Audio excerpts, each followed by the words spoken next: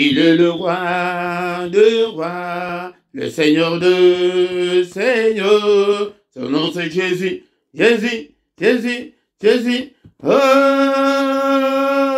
il est le roi des rois, le Seigneur de seigneurs. Son nom c'est Jésus, Jésus, Jésus, Jésus.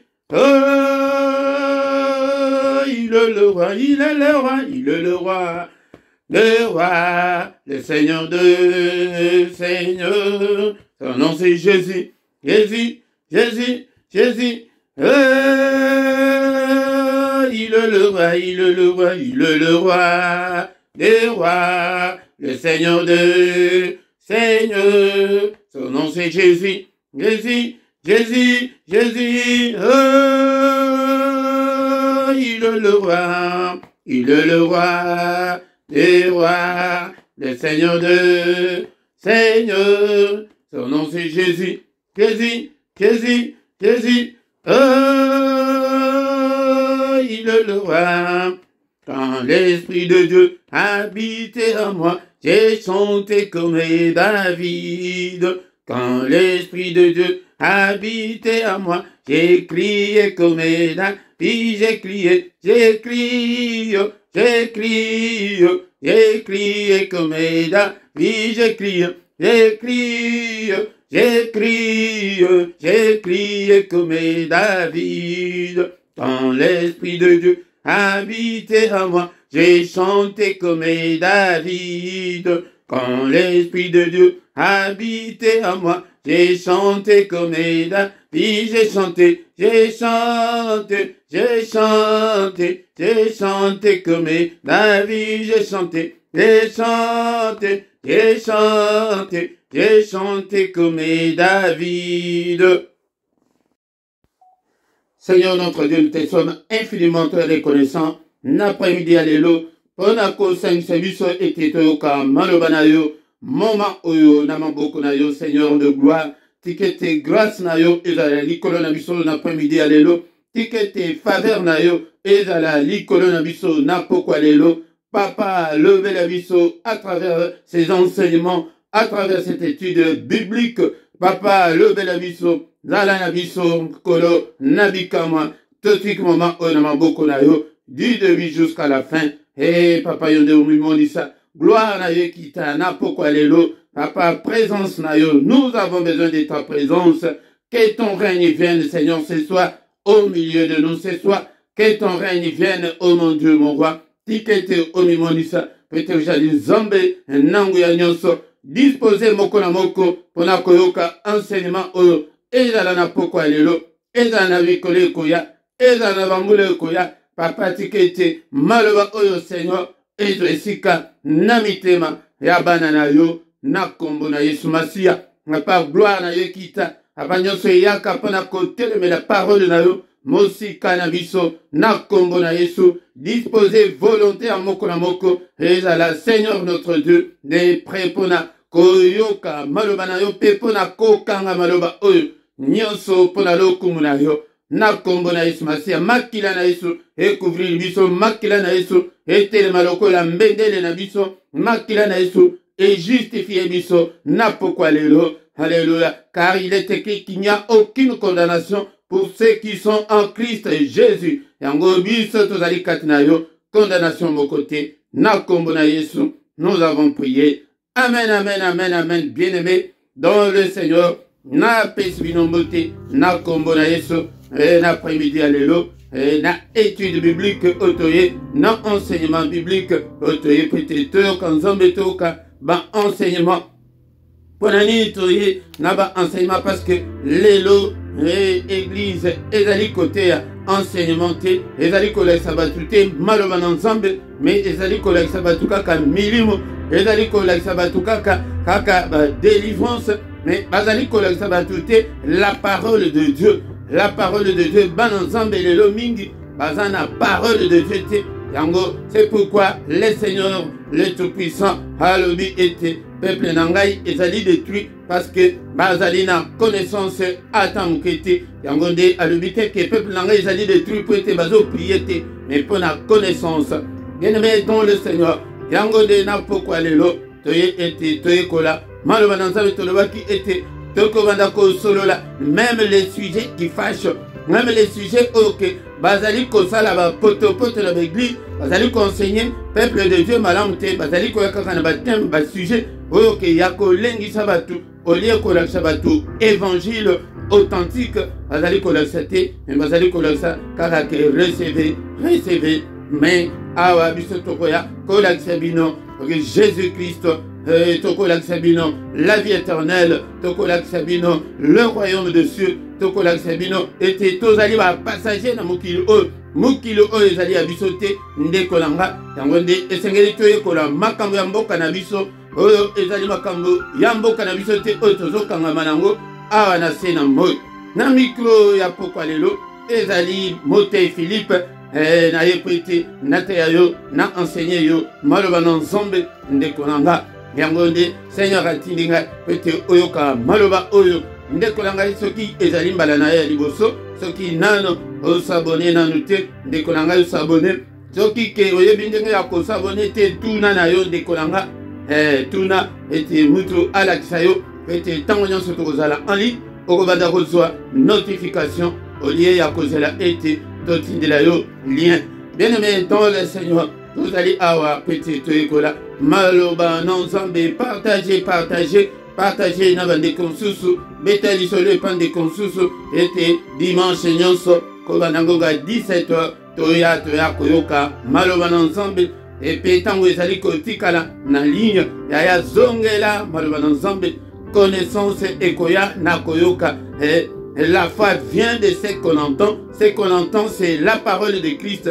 Yangonde, naina zana posate ke na yana malobaya milimo soki malobaya soki ani mais malobaya Christ peut-être ozala mutu ya foi ndekolanga.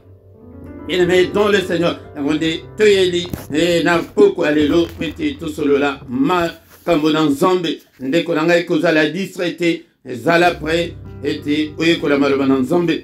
La parole de Dieu nous dit que le manque de science n'est pas bon pour personne.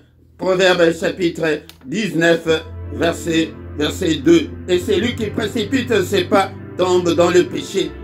Qu'on précipite ma colonayote, kendai lentement, sûrement et doucement. Okomona nzambe na yo luka nzambe to luka nzambe ndekolanga mingi tozali ko échouer pona nini po tozana posa kaka ya la solution ya ba problème na biso. Mais cherchons Dieu, ndekolanga, cherchons à connaître sa parole, et cherchons à connaître quelle est la volonté de Dieu, qu'est-ce que Dieu veut et qu'est-ce que Dieu ne fait pas.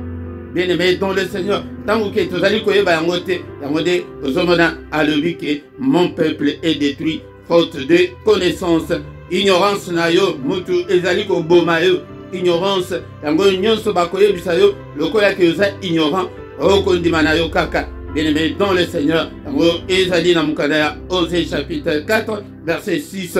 Mais na Osée wana, chapitre 6, verset 6, et le lui était Nzambe azana posa, et ya bon Nzambe na biso, azana posa ya piété na biso, et azana posa ba sacrifice nyonso tozo sala wana te. D'abord, la piété, bon Nzambe, la kisa ke ozaya Nzambe, la kisa ke obongwana, la kisa ke okoma ekelamu ya sika. La qui que omi pesa pour Nzambe, la qui que tu es impassionné de Dieu, la qui que tu es un assoiffé de Dieu, la qui que ozali moto luka Nzambe tonda Nzambe te lokola Moïse, alors que Seigneur, fais-moi voir ta gloire. Et pourtant, abanda koke de bazo sur la Nzambe face à face, bien-aimé dans le Seigneur. La connaissance de Dieu est plus que nyonso tozo lukana. Soko ebi Nzambe, soko ebi comment Dieu fonctionne. Comment Dieu agit, yangonde onzambe azali kosenga na yo yangwana. Bien-aimé dans le Seigneur, tozali kokota malamoko na sujet na biso, tozali awa thème ya monene ezali la grande tribulation. La grande tribulation. Yangonde tolobaki était ezali scindé en deux. La grande tribulation ezali scindé en deux. D'abord, scindé en deux ezali il y a 7 ans. Dans 7 ans, ils allaient 3 ans et demi, dans 3 ans et demi. 3 ans et demi à Liboso, Yangone toujours benga la tribulation tout court. Mais la deuxième partie, Yangone la grande tribulation, Yangone placé, il y a désastre placé, il y a massacre placé, il y a mabe koleka, Yangone. Mais avant ton côté, Yango, Mutuna ezali, Yangone na lubaki ete ce qui bozana mituna, botuna. Ndeko moko atuni mutuna, alobi ke papa, biso toko kejana biso lo. Pourquoi apprendre tout ça? Makambo non se koleka wana, tokoye kolango pona ni. Yango de mutuna, yango na lobaki ke tokozala prewana pona ko yanola yango. Ndeko nanga tozali koye kolango parce que c'est le maître lui-même qui l'a recommandé. Ezali esengeli ete makambo esengeli toye ba yango. C'est le Seigneur lui-même. Tozotanga na Apocalypse chapitre 1 verset 1 tina 3. La Bible nous dit, donc c'est la révélation de Jésus-Christ que Dieu lui a donné pour montrer à ses serviteurs les choses qui doivent arriver bientôt et qu'il a fait connaître par l'envoi de son ange à son serviteur Jean, lequel a attesté la parole de Dieu et les témoignages de Jésus, tout ce qu'il a vu. Heureux ceux qui lisent et ceux qui entendent les paroles de la prophétie et qui gardent les choses qui sont écrites, car le temps est proche. Réponse Nayo Deko, toi qui as posé cette question, que pourquoi on doit étudier toutes ces choses et pourtant nous irons au ciel. C'est parce que c'est la révélation de Jésus-Christ. Il a révélé ces choses à ses serviteurs. Il a révélé des choses qui doivent bientôt arriver. Il faut que ses serviteurs le sachent. Il nous a fait un royaume et des sacrificateurs. Bien-aimés dans le Seigneur. Yangonde esengeli ete biso basali na ye, biso bana na ye toyeba yango. Yango, il a attesté ses paroles et les témoignages de Jésus. Alors, ezali raison sous ezali que heureux ceux qui lit et sengo na mutu oyo kutu azotanga yango. Et à ceux qui entendent na oyo azali koyoka ba prophétie oyo. Yango de tina oyo tozoyekola yango et qui les garde. Oyo otangi yango, oyoki yango, obombi yango, yango nde. Et tina oyo tozali koyekola yango ponani parce que le temps là est proche. Tina oyo tozoyekola que le temps wana ezali proche. Raison sous ezali que po ete biso to milengela ete tokende kokoya na grande tribulation te.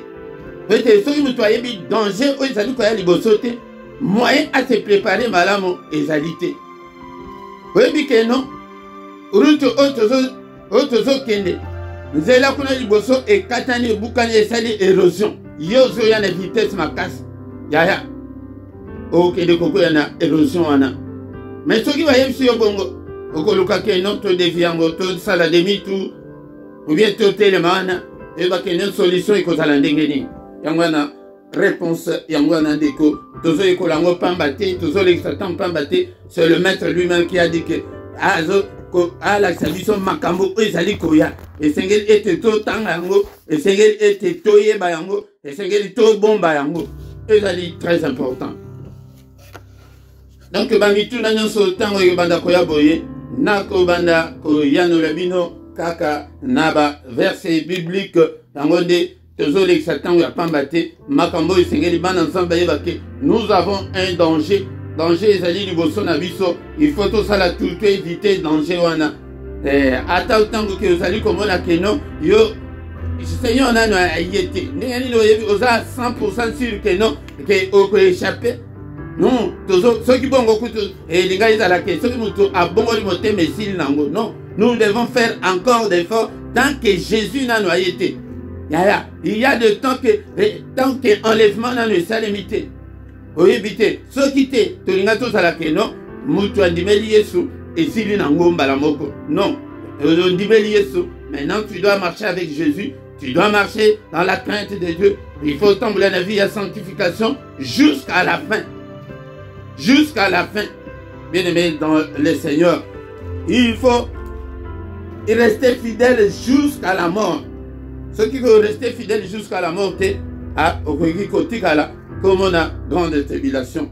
yango nde lelo tokobanda parti ya monene, parti ya grande tribulation wana, parti ya mibale ya liboso tosi tolobeli yango mingi. Lelo nalingi ete to aborde parti wana ya grande tribulation oyo ke ezali temps moko ya pasi mingi koleka ndeko nanga. Tolobaki ete ezali temps ya tribulation, ezali temps ya détresse, ezali temps ya souffrance, ezali temps ya affliction, ezali temps ya misère, ezali temps ya persécution, ezali temps ya massacre, ezali temps ya disparition, ezali temps ya famine, ya assassinat sans précédent, ya ba emprisonnement, ezali temps ya privation, ezali temps ya interdiction. Bien-aimés dans le Seigneur, et cause à la période la plus sombre pour l'humanité. C'est le temps à éviter. Et il a dit, moment ok, au Seigneur, au commandant, pour éviter, c'est le moment maintenant d'accepter Christ, de te conformer à la parole de Dieu, de marcher à la lumière de la parole de Dieu. Que c'est considéré que nous ne sommes que des passagers sur la terre.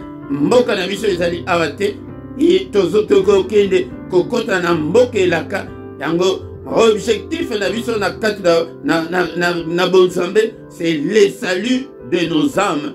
Ezali salut ya ba âme na biso. Ezali peut-être hériter la vie éternelle. Ezali peut-être kende dans le royaume de Jésus-Christ, dans le royaume de cieux. Bien-aimés dans le Seigneur, ceux qui ont une vision anate, yango de ozomona ke bato bazali kotambola kosala oyo bango balingi, yango moment wana ya grande tribulation, ezali moment ya ko éviter, mais c'est le temps maintenant, car demain sera trop tard. Accepte Jésus maintenant. Répands-toi maintenant. C'est maintenant.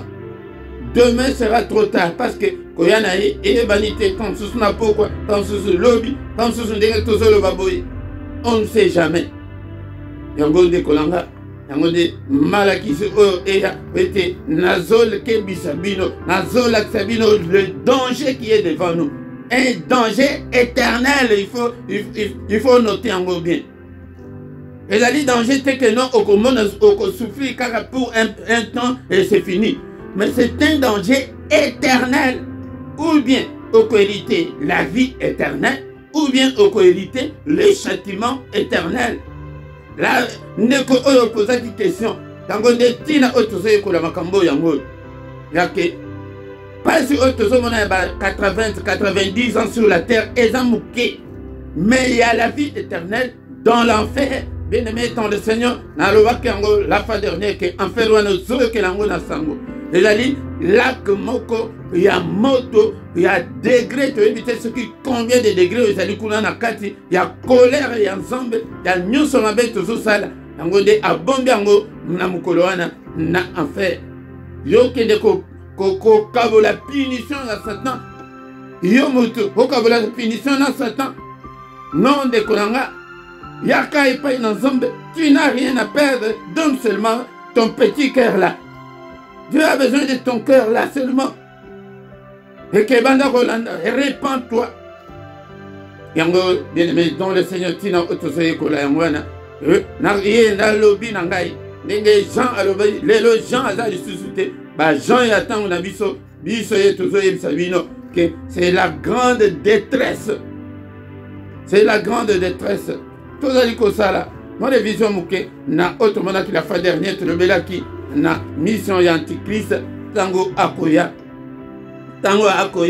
et kozala mission na ya liboso ezali ya formation ya règne na ya gouvernement na et kozala na du royaume yende à la tête royaume wana ezali ba alliance to kolango pe le loto monango et ba alliance wana et kozala tant sous bon ndenge bozo na Union africaine, Union européenne wana et kozala basali association bongo bazo former ngo déjà et na CC bino batu ya mukili bozo ebate bozo mana ba unifier Europe Europe comme Europe abo et Union africaine et kozala Union africaine wana et kozala na ba frontière sous-souté ekozala kaka royaume moko mais na roi moko nde mutu bango nyonso babanda kodépendre na gouvernement central ya antichrist wana nde tolobelaki makambo oyo antichrist akoya mission na ye tolobaki ete diable akopesa ye trône puissance autorité na bikolo nyonso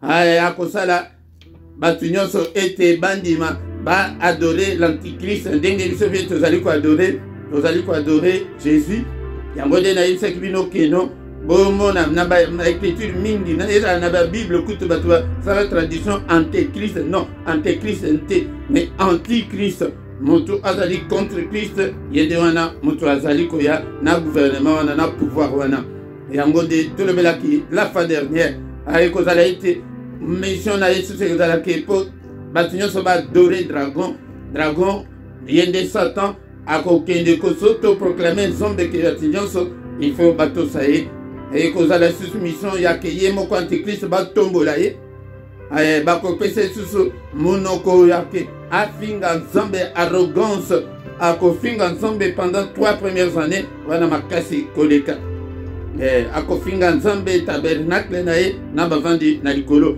oyo ezali mwa resume moke na oyo tomonaki akosala guerre na basantu yango banani bajuif na bachrétien oyo bakotikala oyo bakokende na enlèvement te yaya okomona makambo bakosala yo ndenge bakokata yo ndambu ntango ya kobikisa ame na yo yango oyo ozokende kaka na motema mabe ozokende kaka na makambo mabe na moyibi ti lelo tika yango antichrist akoza na autorité likolo ya bikolo nyonso ti na bavillage na biso ti na kabe ya kamanga kuna ti wapi soki wapi oyo ya bino mboka soki ni bamboka nyonso wana bakozala na pouvoir ti na bavillage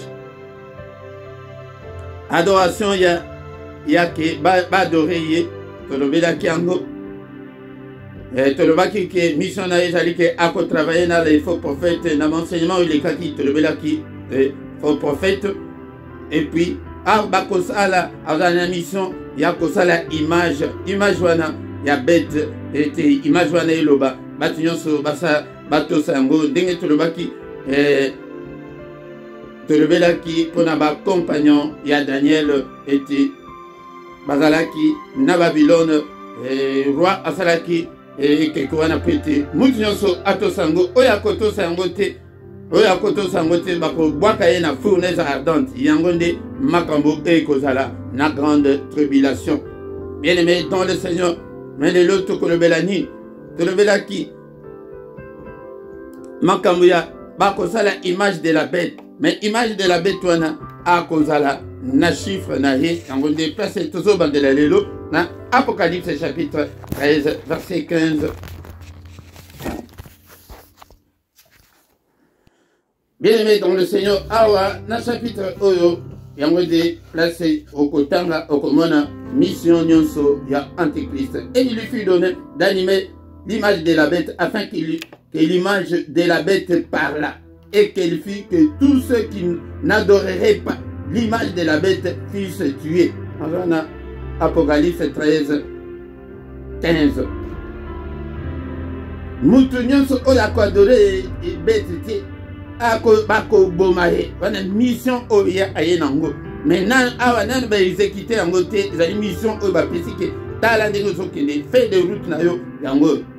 Et elle fit que tous, petits et grands, riches et pauvres, libres et esclaves, reçussent une marque sur leur main droite ou sur leur front, et que personne ne put acheter ni vendre sans avoir la marque, le nom de la bête et le nombre de son nom. C'est ici la sagesse que celui qui a de l'intelligence calcule le nombre de la bête, car c'est un nombre d'hommes. Et son nombre est 666. Awa bandeko na ngai, il faut te faire la part des choses. Mutu akozala na marque wana te na ilongi na ye. Soki eza na ilongi ou bien na loboko ya mobali te. Donc ozali contre gouvernement na bango. Bango nde bakozala na gouvernement nyonso na maboko, bakosala monnaie moko, bakosala armée moko, bakosala justice moko, bakosala ete bato nyonso ba dépendre na gouvernement central ya antichrist.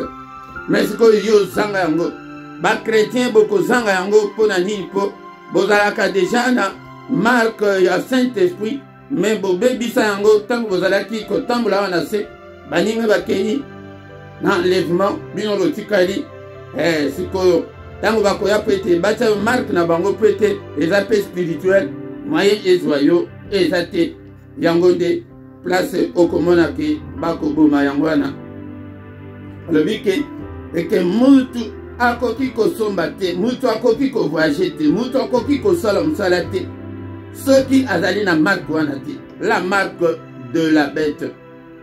Diable asali imitama bamakambo nyonso ekoya ntango molai yango bozomona oyo ezali kokende o passe sanitaire oyo ezali marque wana ya kendenge ekozalela na ntango oyo ke bakozwa gouvernement sikoyo bakosala yango te mpona nini mpo le Saint-Esprit est encore là. Bible le livre, il faut avoir la sagesse que celui qui a de l'intelligence calcule le nombre de la bête. Car c'est un nombre d'hommes. Il faut vous calculer en gros que bête wana. Bah tu sais autant besoin que oh ils a bête. Mais yoka a verset 18 va le dire que ils a nombre ya mutu. Biso to botozo kansake non tant sous antichrist wana kozala. Oh nyama moko bo non akozala mutu forme mais bato wana o bakokende kovanda na Jérusalem wana. Bako unifié pe ba religion que religion pe na mokili ekozala kaka moko. Bien aimé dans le Seigneur. Yangonde balobi ke mutu o azana intelligence à calculer. Bato mokili basali ba calculer na ndenge na bango. Bansusu balo bakake pape, bansusu balo bakake o zabo eza mutu a Bible et lobi komba mutu te lobi ke siko o azana mayele à calculer. Là pe na ça na peut-être la fois prochaine na koya na nenge siko batu balobeli na kovanda koyi sabino ke batu boye balobi ba calculer ngobo batu boye ba calculer ngobo la fois prochaine les lotés tozo bandela awa pona ni pour ezali place OK makambo échanger nyonso ane ezali 3 ans et demi ya liboso. Mais qu'est-ce qui va se passer tango ba installer nyonso wana tango va instaurer la paix dans le monde entier. Le monde est semblé être dans la paix. Il n'y aura pas de guerre, pas de famine pendant 3 ans et demi à Liboso. Mais qu'est-ce qui va se passer après? Yangonde Tokotanga, Maloba Nzambe, Namukanda Daniel, chapitre 9, verset 27. Bien-aimé dans le Seigneur Boyoka Makambo, Antichrist Akosala, il fera une solide alliance avec plusieurs nations, plusieurs organisations pour une semaine. Et durant la moitié de la semaine, il fera cesser le sacrifice et l'offrande. Le dévastateur commettra les choses les plus abominables jusqu'à ce que la ruine et ce qui a été résolu fonde sur le dévastateur. Là c'est Makambo et Beba ezali awa ezali été il a causé l'alliance Nabamboka Nyonso, Naba Alliance Atlantique, Naba Union Européenne, Naba Union Africaine, Union Yaba Sud-Américaine. Donc a causé l'alliance wana Namokil Mobimba, une solide alliance, solide. Donc alliance moko ke inébranlable. Bien-aimé dans le Seigneur.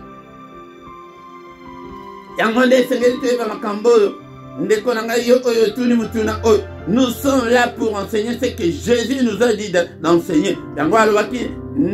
Na gens qui kende bo attester makambo oyo na église bo ibisa ba église makambo oyo makambo ezali koya esengeli to bango bana nzambe lelo na église bate ebele baza côté bazote yango te bazola sa bango la sa batute pour le danger oyo ezali boso bana nzambe na yeko lakisa yo ndeko nanga yo ezali koyokanga na pokwa lelo. Il y a un danger devant toi, prépare-toi, change, accepte Christ, marche dans la sanctification. Bongoana, répands-toi, c'est maintenant des choses horribles ezali liboso na biso. Quand c'était que ce que coupe les lots, quand c'est que si les silité ndeko nanga akosala alliance wana solide na ba nation nyonso wana durant la semaine de Daniel. Ezali semaine ezaka na 7 jours. 7 jours wana sur le plan spirituel. Un jour ezali lokola donc yango nde esali 7 jours wana yango nde yango babengaka semaine ya Daniel yango nde 7 ans ya règne na ye oyo akosala. Siko abayebisi biso ke na moitié ya liboso akozala bien. Durant la moitié de la semaine, il fera cesser le sacrifice et l'offrande. Tala siko tango kaka moitié ya liboso l'équipe, donc 3 jours et demi, donc 3 ans et demi. Tango ekosi la yangonde ako détruire ako tosa lisusu alliance solide o asalite. Yango de place oke batu bako banda ko tombokela ye, batu bako banda ko yina ye, batu bako boya ye à partir ya ke azali ko tosa lisusu te alliance oyo asalina batu. O asalina ba nation wana, o asalina ba empire, soki ba royaume 10 wana oye a fondé pe na ba organisation nyonso ezalaka na kati ya mokili akosala na bango alliance ndeko nanga yango nde ezali tamboko ya pasi tango ekobanda bongo yango nde bokomona ete mokili ekopase na étape la plus sombre parce que maintenant azali lokola koyi alati poso ya meme pendant 3 ans et demi à cause de la bâtiment sur bazo mona kaka loko la meme kolia partout, sécurité partout, ma cambonion sur malin. Mais deuxième partie, il y a 3 ans et demi et tikali à longo la poso na il y a même siko akola tapenza et forme na il y a antichrist, il y a dévastateur. Mutu oya ko ruiner mokili, mutu ko détruire mokili. Parce que mokili ekozala tango wana sans zambe Saint-Esprit moyen à côté la bateau. Et ça te peut être Saint-Esprit à cause de été à sa inaïe. Ndeko nanga yango de application siko ya makambo nyonso oya yelaki na mission yake oza.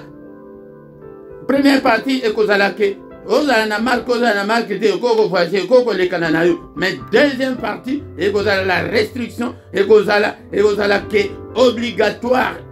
C'est que tant que bozo malata na tant na biso oete tango ngo na ekokite bozo mona pas sanité bamboke belé ndenge bato telemi bazobo ya wana na tango ya antichrist pe ekozala bongo tango ekokoma ke makambo wana ekomi obligatoire ekomi mutu ayenda biso ke aye na kimia siko ekomi ke ekomi obligatoire ekomi ke okoko voyager te okoki koteka te okoki kosomba te soki ke ozana marque na bango te ndeko nanga tango wana sikoyo akoya kolakisa mabe na ye tozotanga mukanda ya Matthieu chapitre 24 verset 15. Matthieu 24 verset 15. Matthieu 24 verset 15. C'est pourquoi lorsque vous verrez l'abomination de la désolation dont a parlé le prophète Daniel établi en lieu saint, que celui qui lit fasse attention. Bien-aimé dans le Seigneur, et que na lieu saint à de abomination totale et il va s'élever, il va s'auto-proclamer Dieu et cause à la abomination ok lola et qu'on supporter yangote bien aimé dans le Seigneur yangote au monde qui tana et j'allais écouter et vous allez faire 3h30 que notre Dieu ne va pas accepter cela peut-être à cause s'auto-proclamer bato nyonso il faut bato ça bato nyonso il faut bandi melaye yango ndenge na yebisaka bato mingi bandeko na zote bazolanda ngai mingi na yobi ke akita babwaka ye na se aya alobaki mutu moko ayebisa pere ke non mutu moko te akolanda yo bango nyonso bakolanda nga yango nde akosalela yango na ntango wana ndeko na nga yango nde catastrophe ebandi ndeko na nga mpona nini eloko esali bongo ezali ke abomi akoboma baalliance wana nyonso oyo asali na banation oyo asali na bapeuple oyo nyonso wana ekozala ke non bamosusu bazoluka autonomie na bango bamosusu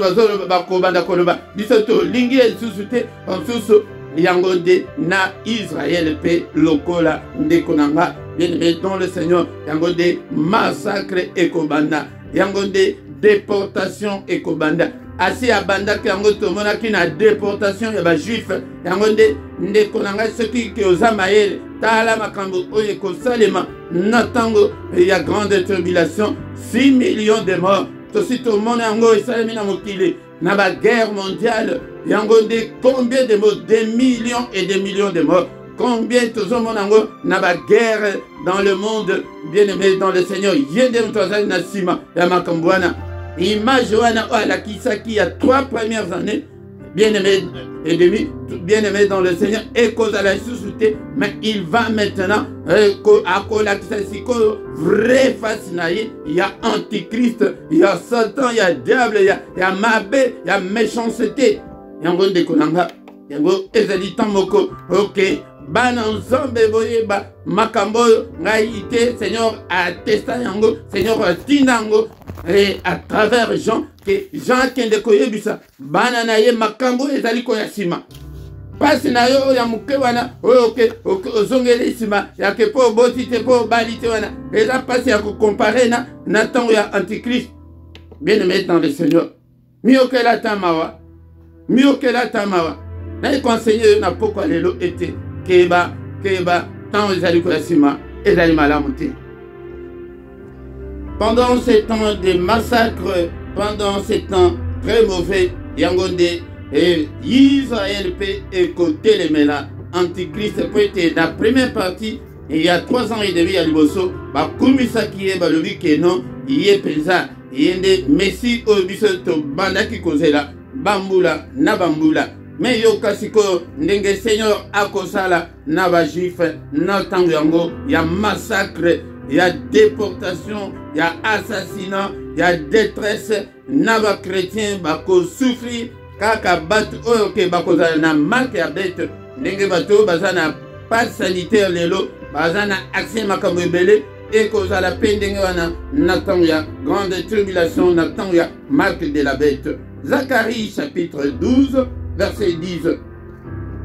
Le Seigneur dit: alors je répandrai sur la maison de David et sur les habitants de Jérusalem un esprit de grâce et de supplication, et ils tourneront les regards vers moi, celui qu'ils ont percé. Ils pleureront sur lui comme on pleure sur un fils unique. Ils pleureront amèrement sur lui comme on pleure sur un premier-né.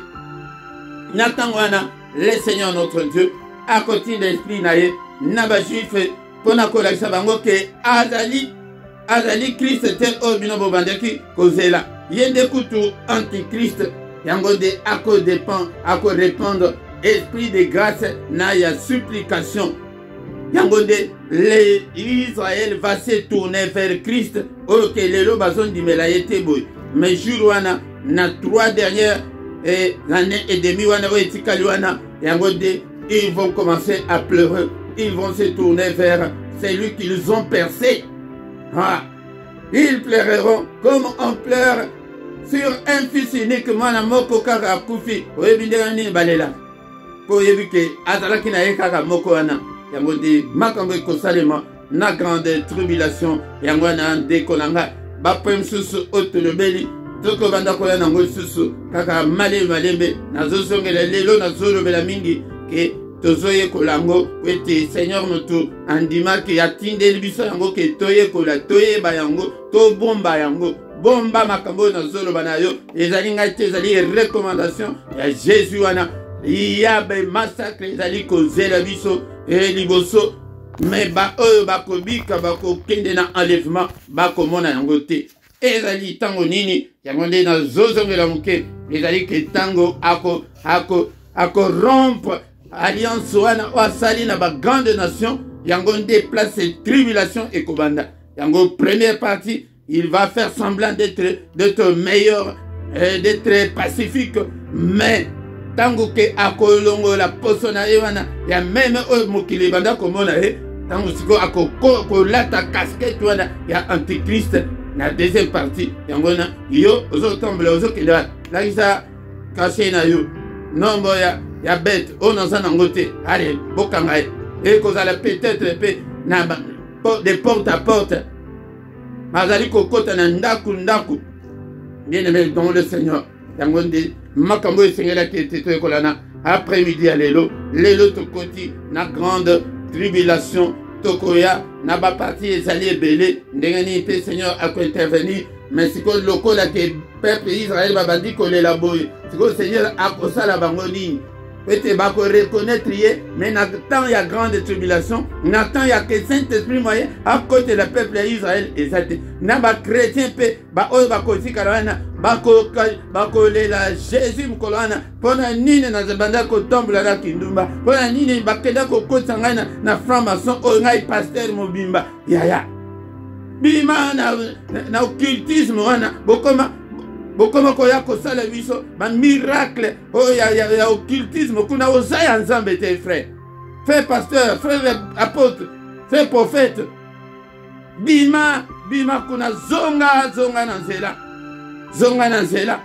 yango siko na grande tribulation ngai mutu na sala ba miracle ebele ngai mutu na banda ko sala boy mais pona nini nazalaki ba makango à gauche à droite mutu akokotela batu na grande tribulation azate ekozala la désolation totale ekozala la catastrophe totale bien aimé dans le Seigneur yango nde ezali moment ya kondima ya kondimate yango nde tokolakisa bino nyonso oyo ti ntango tokokoma na ntango oyo ke Seigneur akokita mpona koya koétablir royaume na ye ya 1000 ans ntango 7 ans ekosila ndenge Seigneur akoya po ete ainstauré règne na ye ya 1000 ans ntango akozonga na barachete biso nyonso bato nyonso oyo bakokende na enlèvement tokozala nsima ya masi tokojuge mokili tokorègne plutôt tokorègne na ye elongo yango nde makambo oyo esengelaki ete toyeba lelo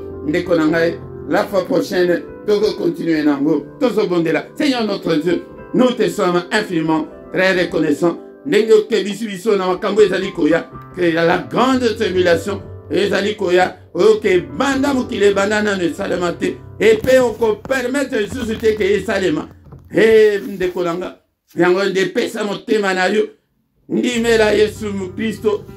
Alléluia. Focalise-toi sur Jésus-Christ qui est venu mourir à notre place. Il est venu nous racheter. Bien-aimé, pour te offrir la motema na yo, qu'est-ce qu'il te faut? Ba pesa ba million pour te obi qui sa âme na yo. Ya pesa motema na yo. Et pas une nzombe. O ezali ko zela biso ezali ya somo. Alléluia. Qui m'a yango na ko pesa motema ko bombisa bomo na yo pa na Yesu. Seigneur na pesa yo yango. Et ya butu ya moy. Na CDT. Ndeko na ngai. Toi qui as posé cette question, pourquoi nous étudions tout ça? Bien-aimé, c'est pour nous préserver. Alléluia. Le malheur arrive. Alléluia. Ce sera le temps de désolation, de détresse. Bien-aimé, nous devons connaître toutes ces choses avant qu'elles n'arrivent. Au nom puissant de Jésus. Merci Seigneur. Que toute la gloire te revienne. Nakombo na Yesu. Amen, amen, amen, amen, amen, bien-aimés. Acclamons le Seigneur. Acclamons Aboko Pona Yesu. Et ndeko nanga toko kutanaka ba dimanche nyonso. Mais Seigneur, nde muto alinga kete to bandela nanu awa po ete to eba nini ezali koya sima na biso. Bien-aimés dans le Seigneur. Ezali koya yango nde tango tokoye kolango. Tokoya kozongela siko ba enseignement ya doctrine fondamentale ya christianisme. La foi en Christ, tokoye kolango, ba quatre lois spirituelles, tokoye kolango, pour être ban ensemble, ba makamon ensemble, connaissance et alité. Yango, soki ozana posa, ya contacte, otalana se ana, rubrique ya description, contact, okomona ba contact na biso nyonso, pe ba information nyonso, ozana ngo posa, otalilango na description ana se. Bo like ndeko nanga, bo s'abonner, bo landa kaka tie mettons zo landa na ya s'abonner na yo pete tango nyonso notification ekobanda ko ela yo. Au nom de Jésus, tanto komiwana tokutani susu et dimanche prochain, mais pourquoi nyonso prière ezali ndeko nanga kozanga te na 21h heure ya Bruxelles et petongo nyonso tozana ba prière même chaîne ndekonanga na 7h à 7h30 mais samedi na dimanche wanandi programme ezali obanana 5h30 di 6h mais nyonso nazoloba oyo na rubrique a na se a na description okomona yango ba information nyonso et ce que vous avez un problème spirituel au bengi biso tosungi yo na prière. Amen, amen, amen, amen.